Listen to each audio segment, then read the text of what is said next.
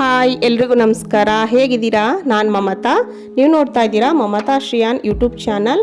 ಇನ್ನೂ ಯಾರೆಲ್ಲ ನನ್ನ ಚಾನಲ್ನ ಸಬ್ಸ್ಕ್ರೈಬ್ ಮಾಡ್ಕೊಂಡಿಲ್ಲ ದಯವಿಟ್ಟು ಸಬ್ಸ್ಕ್ರೈಬ್ ಮಾಡಿಕೊಂಡು ಸಮಯ ಸಿಕ್ಕಾಗ ವೀಡಿಯೋಸ್ನ ನೋಡಿ ಸಪೋರ್ಟ್ ಮಾಡಿ. ನಾನಿವತ್ತು ನಿಮ್ಮ ಜೊತೆ ಮಸಾಲ ಪಡ್ಡು ರೆಸಿಪಿನ ಶೇರ್ ಮಾಡ್ಕೊತಾ ಇದ್ದೀನಿ. ಅಂದರೆ ಮನೇಲಿ ದೋಸೆ ಹಿಟ್ಟು ಉಳಿದಿತ್ತು, ಅದರಿಂದ ನಾನು ಮಸಾಲ ಪಡ್ಡುನ ಮಾಡ್ಕೊತಾ ಇದ್ದೀನಿ. ಮಸಾಲ ಪಡ್ಡುನ ತುಂಬ ರೀತಿ ಮಾಡ್ಕೊಬೋದು, ರವೆಲೂ ಕೂಡ ಮಾಡ್ಕೊಬೋದು. ಮಸಾಲ ಪಡ್ಡುಗೆ ಅಂತಲೇ ಅಕ್ಕಿನ ನೆನೆಸಿ ಮಾಡ್ಕೊಬೋದು. ನಾನಿವತ್ತು ದೋಸೆ ಹಿಟ್ಟಿಂದ ಹೇಗೆ ಮಾಡ್ಕೊಳ್ಳೋದು ಅಂತ ತೋರಿಸ್ತೀನಿ. ಬನ್ನಿ ಆಗಿದ್ರೆ ರೆಸಿಪಿನ ಕಂಟಿನ್ಯೂ ಮಾಡೋಣ. ಮೊದಲಿಗೆ ನಾನೀಗ ಸ್ಟವ್ ಹಚ್ಕೊಂಡು ಬಾಣಲಿನ ಕಾಯ್ದಕ್ಕೆ ಇಟ್ಕೊತಾ ಇದ್ದೀನಿ. ಕಾದಿರೋ ಬಾಣಲಿಗೆ 2 ಸ್ಪೂನ್ ಎಣ್ಣೆನ ಹಾಕಿ ಬಿಸಿ ಆದಮೇಲೆ 1 ಸ್ಪೂನ್ ಕಡಲೆಬೇಳೆ, ಒಂದು ಚಿಕ್ಕ ಸ್ಪೂನಲ್ಲಿ ಸಾಸಿವೆ, ಅದೇ ಚಿಕ್ಕ ಸ್ಪೂನಲ್ಲಿ 1 ಸ್ಪೂನ್ ಜೀರಿಗೆ, ಇಷ್ಟನ್ನು ಹಾಕಿ ಚಟಪಟ ಅಂತ ಸೌಂಡ್ ಬರೋವರೆಗೂ ಬಿಸಿ ಮಾಡ್ಕೊಳ್ಳೋಣ. ಜೊತೆಗೆ ಇಲ್ಲಿ ನಾನು 5 ಎಸ್ಲು ಕರಿಬೇವಿನ ಸೊಪ್ಪನ್ನು ಚಿಕ್ಕದಾಗಿ ಕಟ್ ಮಾಡ್ಕೊಂಡಿದ್ದೀನಿ. ಹಾಗೆ 2 ಒಣಮೆಣ್ಸಿಯನ್ನು ಕೂಡ ಕಟ್ ಮಾಡ್ಕೊಂಡಿದ್ದೀನಿ. ನೀವು ಬೇಕಿದ್ರೆ ಇಲ್ಲಿ ಹಸಿಮೆಣ್ಸಿಕಾಯಿ ಕೂಡ ಹಾಕ್ಕೊಬೋದು. ನಾನು ಮಕ್ಕಳು ಕೊಡ್ತಾ ಇರೋದ್ರಿಂದ ಒಣಮೆಣ್ಸಿ ಹಣ್ಣನ್ನೇ ಬಳಸಿದ್ದೀನಿ. ಹಾಗೆ ಒಂದು ದಪ್ಪ ಈರುಳ್ಳಿನ ತುಂಬ ಚಿಕ್ಕದಾಗಿ ಕಟ್ ಮಾಡ್ಕೊಂಡಿರಬೇಕು, ಅದನ್ನು ಕೂಡ ಸೇರಿಸಿ ಕಂದು ಬಣ್ಣ ಬರೋವರೆಗೂ ಚೆನ್ನಾಗಿ ಫ್ರೈ ಮಾಡ್ಕೊಳ್ಳೋಣ.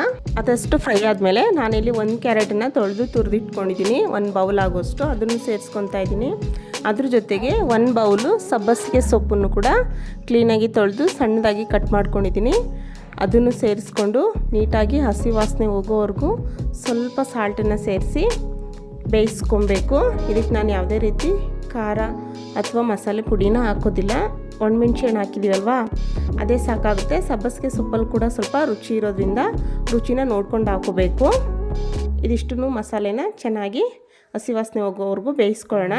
ಇದು ಮಕ್ಕಳಿಗೆ ಲಂಚ್ ಬಾಕ್ಸ್ಗೂ ಕೂಡ ಚೆನ್ನಾಗಿರುತ್ತೆ. ಮಧ್ಯಾಹ್ನಕ್ಕೆ ಅವ್ರಿಗೆ ಸ್ಕೂಲಿಂದ ಬಂದಾಗ ಸ್ನ್ಯಾಕ್ಸ್ ಥರ ಕೂಡ ಮನೇಲಿ ಕೊಡೋದಕ್ಕೂ ಚೆನ್ನಾಗಿರುತ್ತೆ. ಇದ್ರ ಜೊತೆಗೆ ಕಾಯಿ ಚಟ್ನಿ, ಶೇಂಗಾ ಚಟ್ನಿ ಎರಡೂ ಚೆನ್ನಾಗಿರುತ್ತೆ. ಆದರೆ ನಾನಿವತ್ತು ಯಾವುದೇ ರೀತಿ ಚಟ್ನಿ ಮಾಡ್ತಾಯಿಲ್ಲ, ಯಾಕಂದರೆ ಪಡ್ಡು ಮಾಡಿದಾಗ ನನ್ನ ಮಕ್ಕಳು ಹಂಗೆ ಓಡಾಡ್ಕೊಂಡು ತಿನ್ಕೊತಾರೆ. ಯಾವುದೇ ರೀತಿ ಚಟ್ನಿ ಸಾಸ್ ಏನೂ ಕೇಳೋದಿಲ್ಲ. ಅದಕ್ಕೆ ಒಂದು ಸರಿ ಟ್ರೈ ಮಾಡಿ, ಚೆನ್ನಾಗಿರುತ್ತೆ. ಈಗ ನಾವೇನು ಆವಾಗಲೇ ಮಸಾಲ ರೆಡಿ ಮಾಡ್ಕೊಂಡಿದ್ವಿ ಅದಷ್ಟನ್ನು ಉಳಿದಿರೋ ಸಂಪಣದೊಳಗಡೆ ಹಾಕಿ ಚೆನ್ನಾಗಿ ಮಿಕ್ಸ್ ಮಾಡ್ಕೊಳ್ಳೋಣ. ಸಂಪಣೆ ಏನು ಹುಳಿ ಬಂದಿರೋದಿಲ್ಲ, ನಾನು ಸ್ವಲ್ಪ ಸಕ್ಕರೆ ಮತ್ತು ಉಪ್ಪು ಎರಡನ್ನೂ ಹಾಕಿ ಮಿಕ್ಸ್ ಮಾಡ್ಕೊಂಡಿದ್ದೀನಿ. ಮಿಕ್ಸ್ ಮಾಡಿಕೊಂಡು ಮತ್ತೆ ಸ್ಟವ್ ಹಚ್ಕೊಂಡು ಪಡ್ಡು ತವನ ಒಲೆ ಮೇಲೆ ಇಟ್ಕೊಂಡು ಬಿಸಿ ಮಾಡ್ಕೊಳ್ಳೋಣ. ಅದಕ್ಕೆ ಒಂದು 2 ಸ್ಪೂನ್ ಎಣ್ಣೆನ ಹಾಕಿ ಬೌಲ್ ಒಳಗಡೆ ಎಲ್ಲ ನೀಟಾಗಿ ಕುತ್ಕೊಳ್ಳೋ ಥರ ಬ್ರಷಲ್ಲಿ ಎಣ್ಣೆ ಹಚ್ಕೊತಾ ಇದ್ದೀನಿ.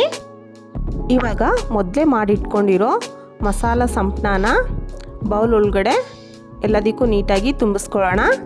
ಉರಿನ ಮೀಡಿಯಮಲ್ಲೇ ಇಟ್ಕೊಬೇಕು.